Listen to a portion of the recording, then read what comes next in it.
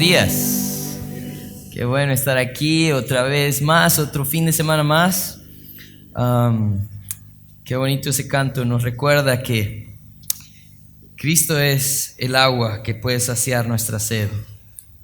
En tiempos donde las personas buscan saciar su necesidad con otras cosas, Cristo ofrece el agua que sacia nuestra sed. Vamos a ir al libro de Hechos. Ya pasamos de la mitad del libro de Hechos, ya casi. Yo creo que en unos 6 meses más terminamos, ¿verdad? Yo me imagino que no están apurados. Yo tampoco.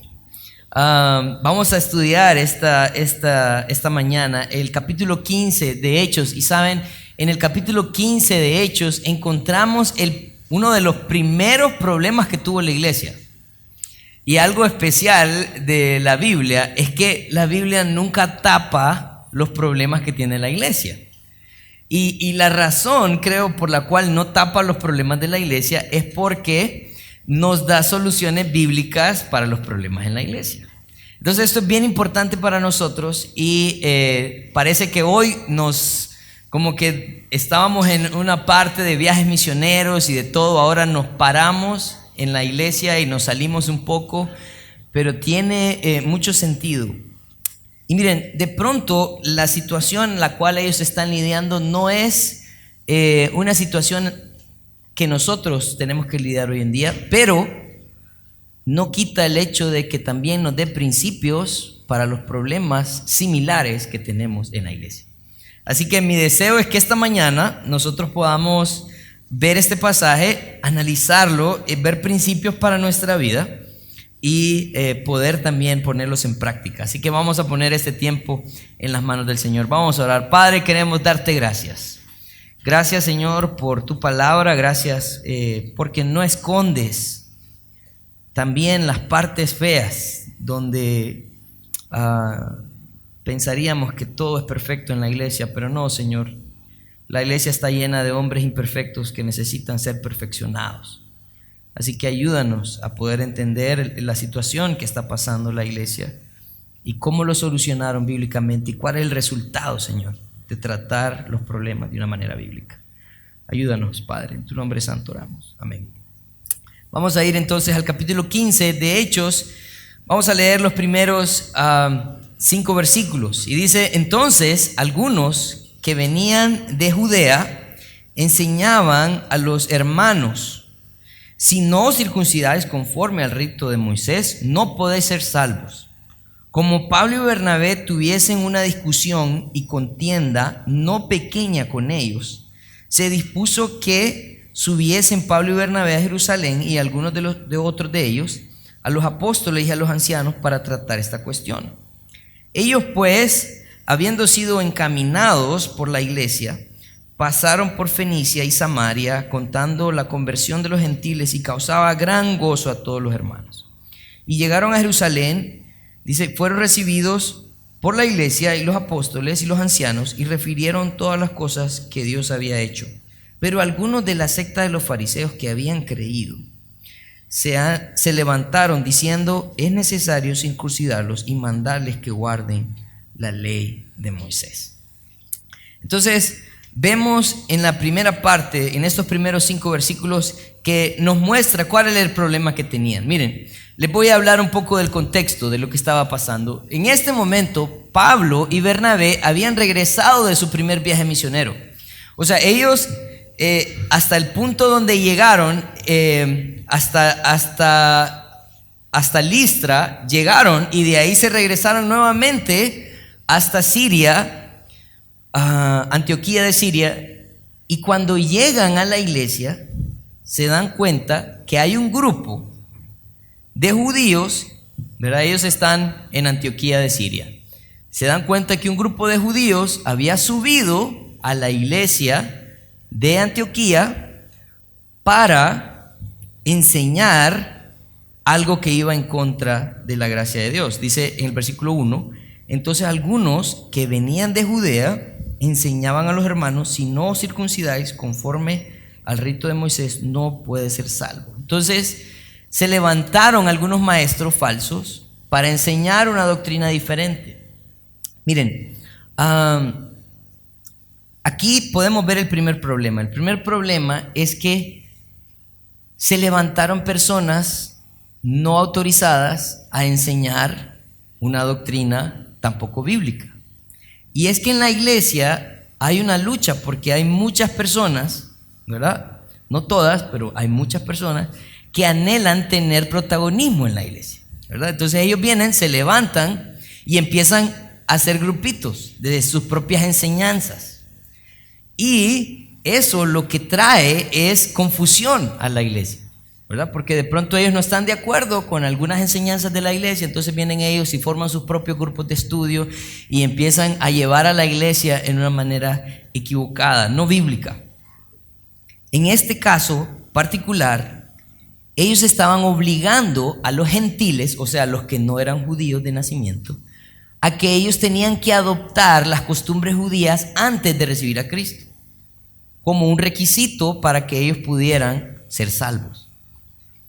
Efesios 2:8 dice: por gracia sois salvos por medio de la fe, y esto no de vosotros, pues es don de Dios. Versículo 9 dice: no por obras, para que nadie se gloríe. Así que el Señor nos ha mostrado que el deseo suyo es que creamos en Él, y el creer en Él me da salvación.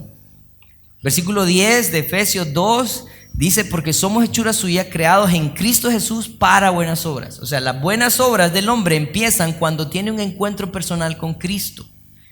Ese encuentro personal con Cristo lo lleva a entender las buenas obras que fueron hechas desde antes para que anduviésemos en ellas.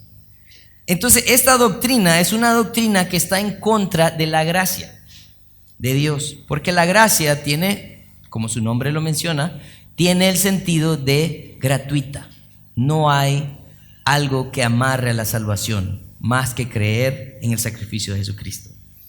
Entonces hay dos problemas importantes aquí. Uno, maestros no autorizados, falsos maestros, y la otra es la enseñanza en contra de la gracia de Dios.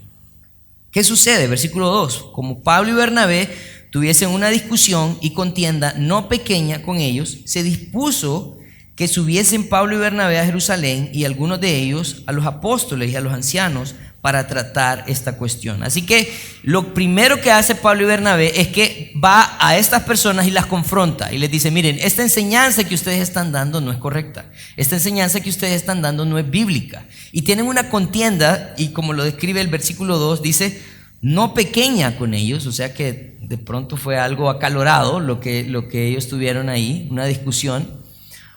Deciden, ¿saben qué? La verdad es que ellos vienen de la iglesia de Judea. ¿Qué tenemos que hacer entonces? Lo que tenemos que hacer es ir a la iglesia de Judea a hablar con los líderes y los ancianos de esa iglesia. Miren, y esto es bien importante porque nos da un principio, ¿verdad? La Biblia nos enseña en Mateo que si tu hermano peca contra ti, dice que lo vaya a buscar, no vaya a andar chismeando, ¿verdad? Sino que vaya, usted lo que tiene que hacer es ir a buscar la raíz del problema. Si alguien ha hablado mal de usted, entonces lo que usted tiene que hacer es ir a buscar a esa persona que habló mal de usted y aclarar la situación. En paz, ¿verdad? En paz. Pero lo que sucede hoy en día es que nosotros hacemos uso de otros métodos. Por ejemplo, escuchamos a alguien que habla mal de nosotros, que fulano dijo, entonces decirle a sutano, ¿verdad? Que vino y... O si no, hacemos uso de nuestras redes sociales, ¿verdad? La hipocresía no la puedo, no la soporto, ¿no? Puntos suspensivos, ¿verdad? Pero esto no edifica, esto tampoco soluciona el problema. Ellos están tratando de buscar una solución bíblica al problema que tienen, confrontan a los hermanos, al ver que no tienen una respuesta favorable, buscan a sus líderes, a los líderes de su iglesia. Ellos no hacen lo mismo que hicieron ellos no se fueron a Judea infiltrados tratando de cambiar la doctrina, no, ellos van directamente a los líderes. Y yo creo que esto nos da un principio para nosotros. Si usted tiene un problema con lo que nosotros enseñamos en la iglesia o con alguna actividad o alguna situación en la iglesia, sabe lo que tiene que hacer es venir a nosotros, ¿verdad? Está el pastor José Adán, estoy yo, está Gerson, los líderes de la iglesia, nuestro hermano Alfredo, que es nuestro anciano. Usted acérquese a nosotros, porque es la manera correcta de arreglar los problemas. Ellos van entonces a buscar a los ancianos. Dice el versículo 3: y ellos pues, habiendo sido encaminados por la iglesia, pasaron por Fenicia, Samaria, contando la conversión de los gentiles, y causaba gran gozo a todos los hermanos. Dice: y llegaron a Jerusalén, versículo 4, fueron recibidos por la iglesia y los apóstoles y los ancianos, y refirieron todas las cosas que Dios había hecho en ellos. Pero miren, pero algunos de la secta de los fariseos que habían creído se levantaron diciendo: es necesario circuncidarlos y mandarles que guarden la ley de Moisés.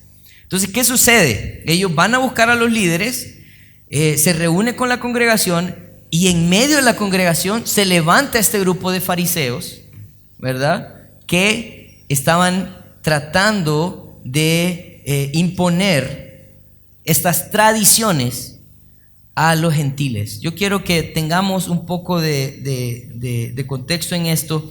Lo que sucede con el judío es que el judío crece estudiando el Antiguo Testamento, ¿no?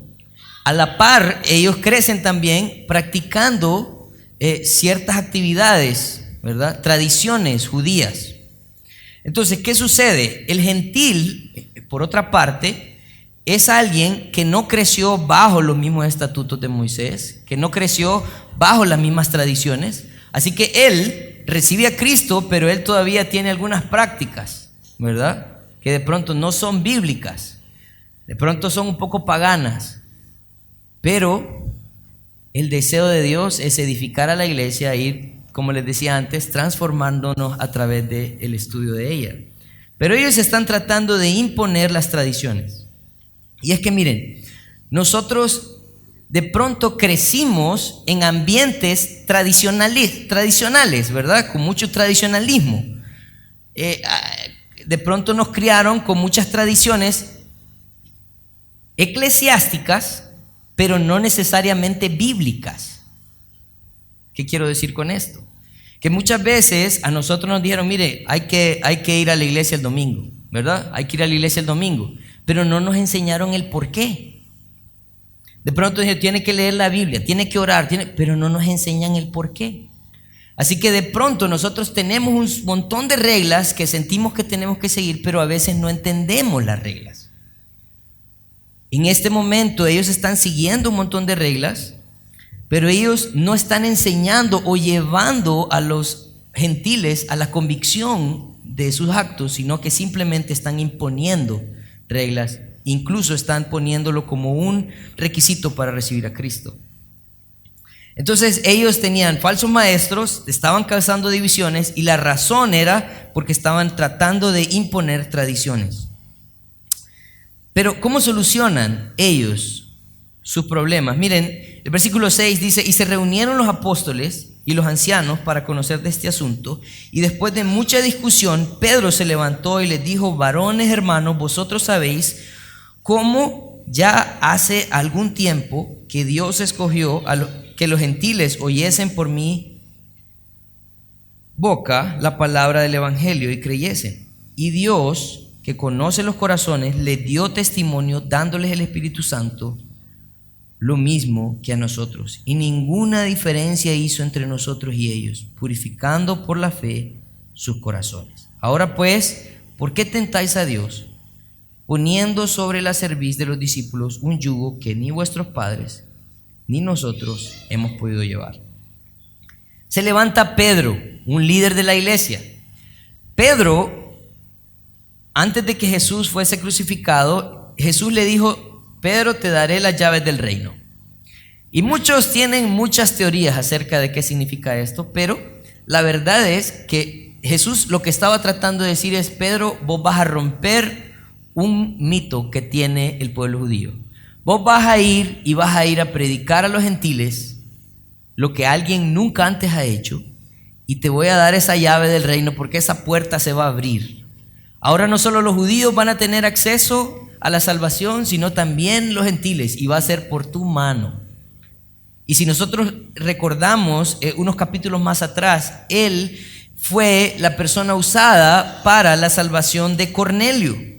¿Quién era Cornelio? En el capítulo 10, él nos explica que Cornelio era un centurión romano, o sea, este muchacho no tenía nada que ver con los judíos. Es más, él era alguien que oprimía a los judíos. Llega Pedro a la casa de este centurión, Cornelio, y le dice Pedro: yo no sé qué hago aquí, porque esto es algo que un judío no debería de hacer. Pero él entendió que Dios quería que él empezara a predicar a los gentiles. Y ese día, en la casa de Cornelio, se convirtió toda su familia. Y dice que él había también invitado a sus amigos. Así que Pedro, como líder de la iglesia, se levanta y él empieza a dar testimonio de que Dios dio la salvación a los gentiles. El versículo 8 dice: dándoles el Espíritu Santo lo mismo que a nosotros. O sea, él no puso requisitos de la circuncisión o la ley para la salvación de Cornelio y su familia. No solamente eso, sino que también dice que les dio el Espíritu Santo, que era una evidencia de la conversión de las personas. También menciona en el versículo 10, dice: ahora pues, ¿por qué tentáis a Dios poniendo sobre la cerviz de los discípulos un yugo que ni vuestros padres ni nosotros hemos podido llevar? Él está diciendo: la ley no nos ha podido salvar a nosotros. Miren, hacer un montón de cosas para querer alcanzar la salvación, eso jamás ha funcionado. Eso jamás ha funcionado. Él estaba tratando de mostrarles la necesidad que tenían de arrepentirse. Jesús habló de eso en Mateo capítulo 23. Miren lo que dice, porque esta no era una actitud nueva, era una actitud común en los fariseos. Miren lo que dice el versículo 1 del capítulo 23. Entonces habló Jesús a la gente y a sus discípulos diciendo: en la cátedra de Moisés se sientan los escribas y fariseos. La cátedra de Moisés era como decir la clase del Antiguo Testamento, ¿verdad? Se sientan, dicen, los escribas y fariseos. Dice: así que todo lo que os digan que guardéis, guardadlo y hacerlo. O sea, él está diciendo: la enseñanza no tiene nada de malo. Pero miren lo que dice la siguiente parte del versículo. Dice: mas no hagáis conforme a sus obras, porque dicen y no hacen. Somos muy fáciles muchas veces para condenar a las personas y demostrarles en qué áreas de su vida ellos se están equivocando. Pero somos muy lentos para poder evaluarnos a nosotros mismos. Saben, el Señor hacía una comparación y Él mencionaba un principio importante. Él decía: con la vara que medimos vamos a ser medidos. Dice: antes de sacar la paja del ojo de tu hermano, dice, saca la viga de tu propio ojo. ¿Cuál era la intención? ¿Que no íbamos a llegar al hermano? No, pero recuerden, es la forma como vamos a llegar a nuestros hermanos. El Señor lo que quería era que nosotros primero llegásemos analizando cómo vivíamos nosotros y cuáles eran nuestras necesidades y nuestros problemas antes de llegar a dar un consejo a otra persona. ¿Qué actitud tomaría usted al evaluar su vida primero antes de llegar a hablar a otra persona? Definitivamente iba a llegar con humildad, iba a llegar con el deseo de que no le sucediera de pronto lo que a usted le ha sucedido, o que no viva como usted ha vivido. Sería una actitud completamente diferente. Eso es lo que les recuerda Pedro en el versículo 10. La ley nunca nos ha salvado. La ley nos recuerda cuán pecadores somos y cuánta condenación hay. Pero ahora se levanta Bernabé y Pablo, versículo 11. Dice: antes creemos por la gracia del Señor Jesús seremos salvos de igual modo, dice, que ellos. Entonces toda la multitud cayó y oyeron a Bernabé y a Pablo, que contaba cuán grandes señales y maravillas había hecho Dios por medio de ellos entre los gentiles. Cuando Pedro termina su discurso y les termina diciendo: la ley nunca nos ha hecho salvos, ha sido la gracia de Cristo la que nos ha rescatado, no por nuestras obras, sino por su misericordia. La gente calla, no tienen nada que decir. Y en ese momento se levanta Pablo y Bernabé y dicen, bueno, nosotros también tenemos algo que decir. Acabamos de hacer un viaje de más de 2000 kilómetros, ¿verdad? Pues fuimos a la isla de Chipre, después nos fuimos a Turquía y ¿saben qué pasó? Muchas personas recibieron a Cristo. El trabajo nuestro fue predicar su palabra, el trabajo nuestro fue animarlos a que se arrepintieran, que pudieran acercarse al Señor. ¿Y saben qué hizo el Señor? Los salvó. Así que había un testimonio de la obra de Dios. Había un testimonio de la obra de Dios. Así que la obra de Dios y la obra de la ley, sabemos que la obra de Dios es superior, pero esa obra de Dios también avanzaba a través de la predicación. Pero miren, en el versículo siguiente, el 14 dice, 13 dice, y cuando ellos callaron, Jacobo respondió diciendo, varones hermanos, oídme. Simón ha contado cómo Dios visitó por primera vez a los gentiles para tomar de ellos pueblo para su nombre.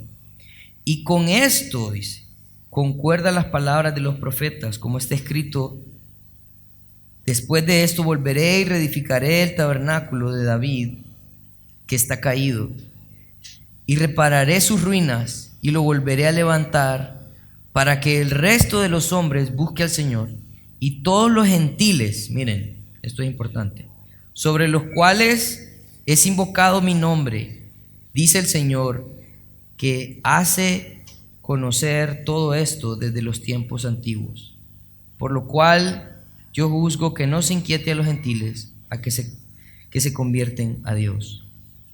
Lo que está haciendo ahora Jacobo era el líder de la iglesia en Judea. Él era quien manejaba la iglesia en Judea. Él es el medio hermano de Jesús, también conocido como Santiago en el libro de Santiago. Él se levanta y lo que hace él es que hace referencia a una profecía mesiánica de la restauración del reino de Israel en el milenio. Dice, Dios va a restaurar a Israel en algún momento. Y en esa profecía están incluidos también los gentiles. Así que tienen razón. Dios quería salvar a todos, no solo a los judíos. Él hace referencia a esa profecía que está en Amós 9, 11 y 12. Él dice, no solamente la obra de Dios lo confirma, sino que también la palabra de Dios lo confirma. Por eso, dice en el versículo 19, yo juzgo que no se inquiete a los gentiles. La idea de esa palabra inquietar es no ser estorbo a los gentiles. O sea, lo que él estaba diciendo es, nosotros no vamos a venir y agarrar nuestras tradiciones y se las vamos a imponer a ellos para que sean salvos. Pero en el versículo 20, él explica algo importante. Dice, sino que se les escriba una carta que se aparten de la contaminación de los ídolos, de la fornicación, de ahogado y de sangre. Hay 4 cosas importantes aquí. 2 cosas tienen que ver más con el aspecto moral y 2 con la dieta de las personas. Y quiero explicarlo esto de una manera de pronto lo más rápida y espero ser lo más claro posible. La idea de escribirles a ellos una carta era para explicarles ciertas prácticas que no eran necesariamente de honra al Señor y que también estaban tratando de marcar un precedente para una comunión, una convivencia entre ellos, entre judíos y gentiles.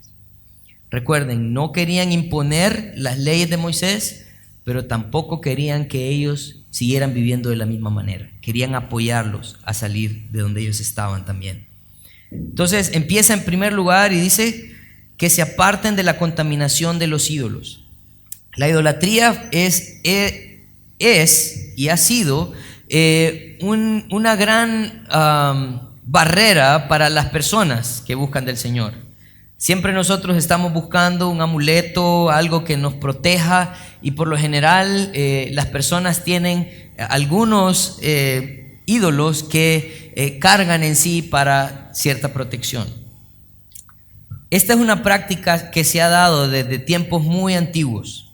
Y cuando el Señor sacó al pueblo de Israel de Egipto, en Éxodo capítulo 20, Él le da al pueblo de Israel 10 mandamientos. Pero miren, algo que a mí me llama poderosamente la atención es el primer mandamiento. Porque ellos venían saliendo de Egipto, de un lugar totalmente pagano, idólatra, y Él cuando saca al pueblo de Israel, Dios cuando saca al pueblo de Israel, dice lo siguiente, dice, habló todas estas palabras diciendo, yo soy Jehová tu Dios, que te saqué de la tierra de Egipto, de la casa de servidumbre, no tendrás dioses ajenos delante de mí. No te harás imagen de ninguna semejanza de lo que está arriba en el cielo, ni abajo en la tierra, ni en las aguas debajo de la tierra, ni te inclinarás a ellas, ni las honrarás, porque yo soy Jehová, tu Dios, fuerte, celoso, que visito la maldad de los padres sobre los hijos hasta la tercera y cuarta generación de los que me aborrecen. Dios estaba tratando de ponerles claro, miren, si hay alguien que lo sacó de la esclavitud de Egipto, fui yo. Y el único que merece honra y gloria soy yo. Así que se me van alejando de la idolatría, se me van alejando de los otros dioses, porque nadie de ellos los ha podido sacar de la esclavitud, solo yo. Así que este era un aspecto importante para ellos, porque en el ambiente donde ellos viven, yo no sé si recuerdan, cuando estudiamos la visita de Pablo y Bernabé a Chipre, Chipre es la isla donde las personas creen que nació en sus costas la diosa Venus, que es la diosa del amor. Y una de las maneras en que ellos rinden culto a Venus era haciendo orgías, ¿verdad? Y era como parte de su adoración a Venus. Adoraban una piedra grande en el templo de Venus, donde creían que ahí habían dado a luz a Venus. Entonces, ellos se habían desarrollado de pronto en un ambiente idólatra. Entonces estaban tratando de mostrarles la necesidad que había de dejar la idolatría para servir solamente a Dios. Dice de fornicación, porque también esta era una práctica común. La fornicación era una práctica común en este tiempo. Entonces era una parte de abstenerse y poder vivir de una manera diferente ante el mundo. Tenían que empezar a tomar decisiones. Dice de ahogado y de sangre, que eran los sacrificados a los ídolos. Ellos venían y los sacerdotes, cuando no podían consumir toda la carne que sacrificaban, entonces la vendían. Y a esta carne la habían sacrificado para los ídolos, pero la vendían barata, entonces mucha gente compraba esta carne. Entonces lo que hacían ellos era comer de esa carne porque era barata y era la mejor carne que podías encontrar en la ciudad. Pero era una ocasión para caer también para los judíos. También el que se eliminara el deseo de tomar sangre, porque era también un acto que se tomaba como un ritual para los dioses en aquel momento. Entonces, miren, yo quiero pararme aquí un momento. ¿Por qué? Porque las normas que ellos están poniendo son normas de abstenencia. Ellos están tratando de hacer una serie de acciones que necesitan tomar. No vamos a obligarlos a que hagan algo, pero también queremos que ustedes empiecen a practicar algo diferente. Hay muchas personas hoy en día que de pronto no tienen problemas con todas estas cosas que menciona el capítulo 15, pero de pronto tenemos problemas con otras cosas. Por ejemplo, hay personas que se acercan y me dicen, Daniel, la Biblia dice que no me debo emborrachar, entonces me puedo echar 1 o 2 cervezas, ¿verdad? No hay problema con eso, ¿verdad? No peco, ¿no? Y yo creo, al igual que que Jacobo está llevando a las personas a que consideren a sus hermanos, yo también quiero animarlos a que ustedes consideren a sus hermanos. Miren lo que dice Romanos capítulo 14. Pablo está tratando de llevar esta discusión también. Y miren lo que dice: recibid al débil en la fe, pero no para contender sobre opiniones.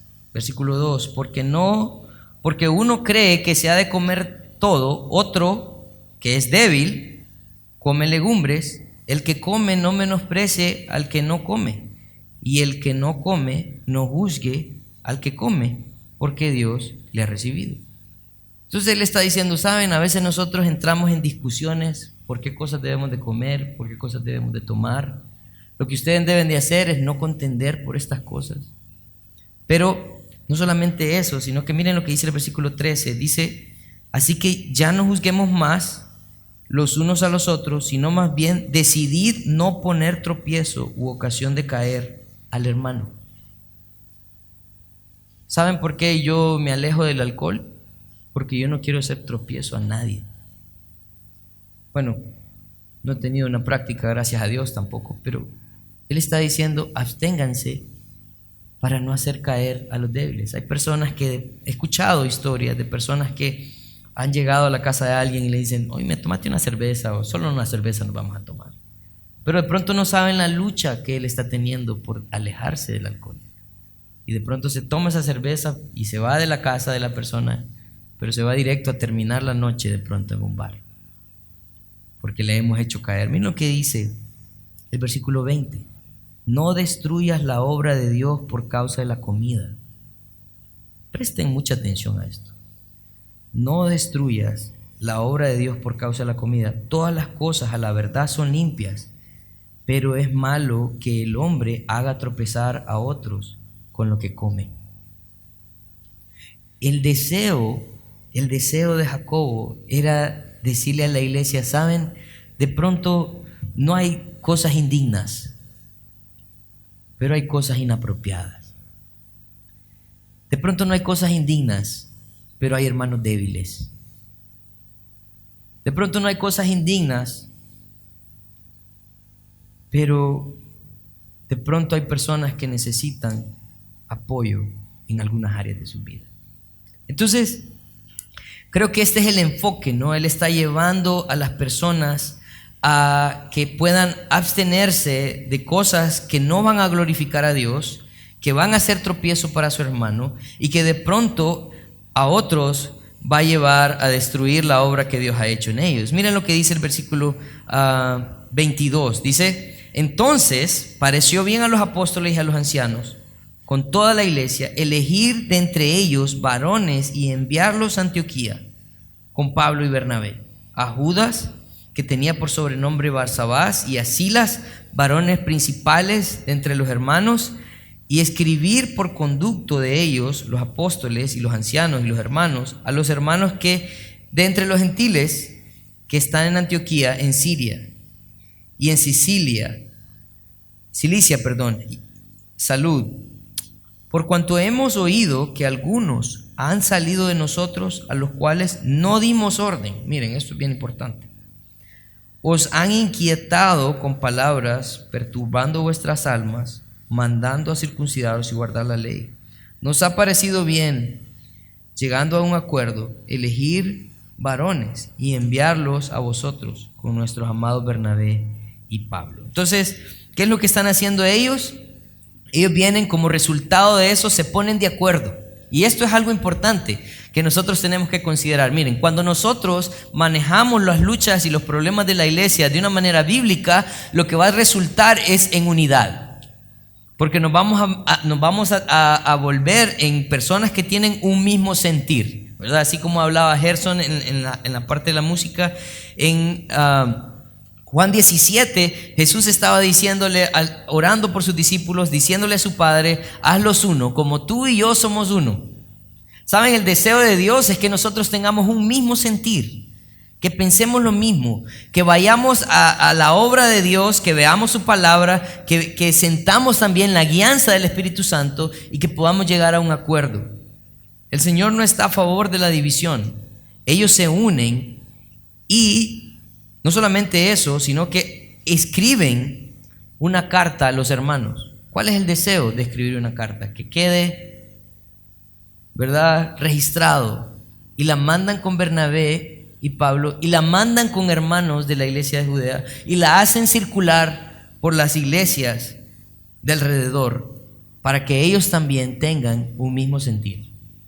Entonces, el deseo era unidad, el deseo es que quedara establecido cómo se iba a obrar con los gentiles, porque era algo nuevo para ellos, ¿verdad? Pero miren lo que sigue diciendo. Dice el versículo 30. Así pues, los que fueron enviados descendieron a Antioquía y reuniendo a la congregación entregaron la carta y habiendo leído la cual se regocijaron por la consolación. Miren, yo creo que esto es algo bien bonito porque cuando hacemos las cosas bien, lo que trae es gozo a la congregación.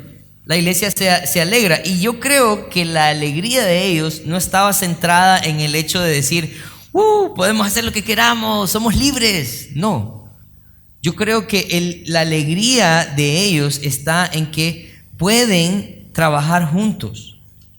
Pablo en el libro de Romanos, en el capítulo 6,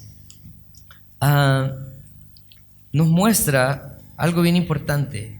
Versículo 1, Romanos 6, 1.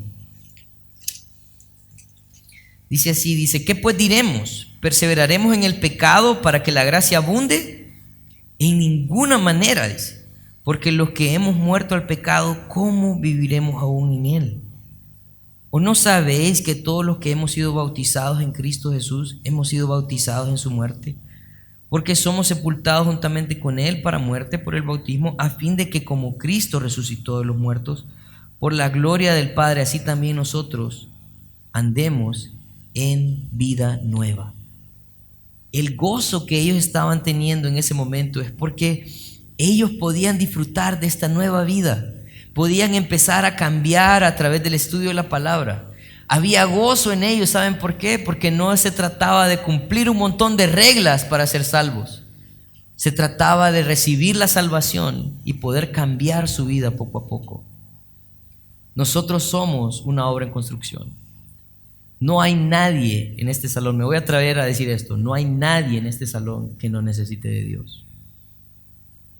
Y si hay alguien así, déjeme hablar con usted al final. Todos necesitamos del Señor, todos somos una obra en construcción, todos necesitamos aliento. Miren lo que pasa en el versículo 32, dice, y Judas y Silas, como ellos también eran profetas, consolaron y afirmaron a los hermanos con abundancia de palabras. ¿Qué hicieron ellos? Confortaron, animaron, afirmaron con abundancia de palabras. Versículo 33 dice, y pasando algún tiempo ahí fueron despedidos en paz por los hermanos para volver a aquellos que habían enviado.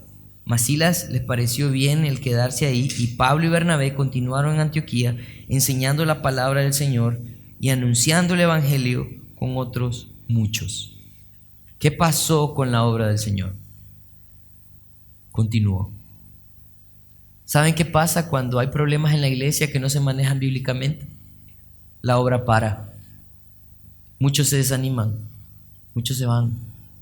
Empiezan a abrir pequeñas iglesias por todos lados porque ya no quieren seguir una autoridad. Pero ¿saben lo que hace el manejo de problemas de una manera bíblica? Une, llena de gozo y ayuda a la iglesia a crecer. Eso es lo que está enseñando estos versículos.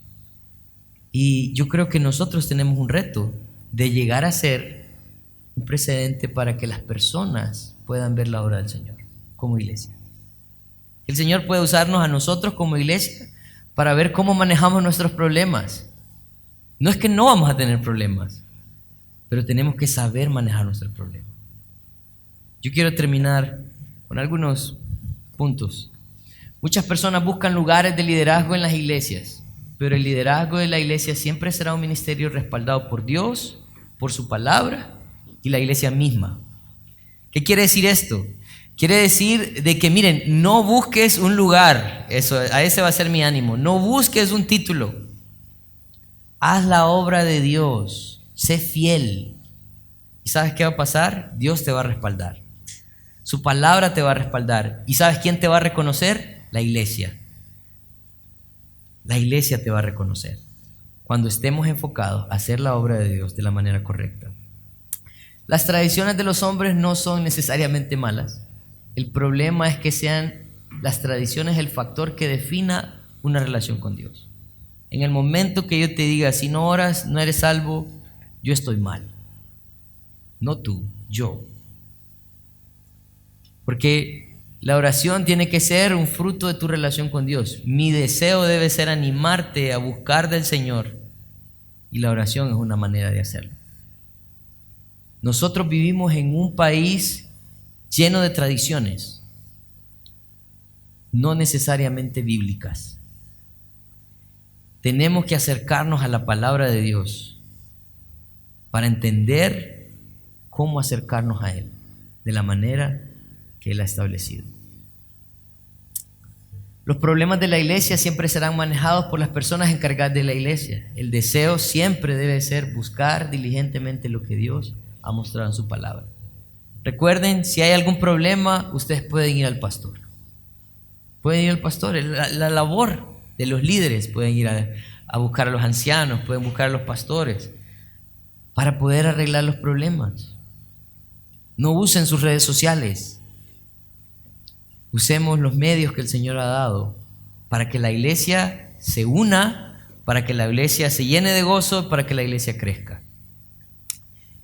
El resultado de manejar bíblicamente los problemas de la iglesia siempre resultará en gozo y en crecimiento de la iglesia. Si la iglesia deja de crecer y no hay gozo, de pronto no estamos manejando las cosas como deberíamos.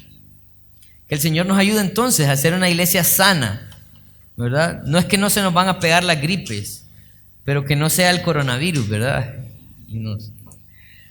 Oremos para que sea el Señor ayudándonos a manejar los problemas de una manera bíblica. Oremos. Padre, queremos darte gracias por tu fidelidad, gracias por tu amor.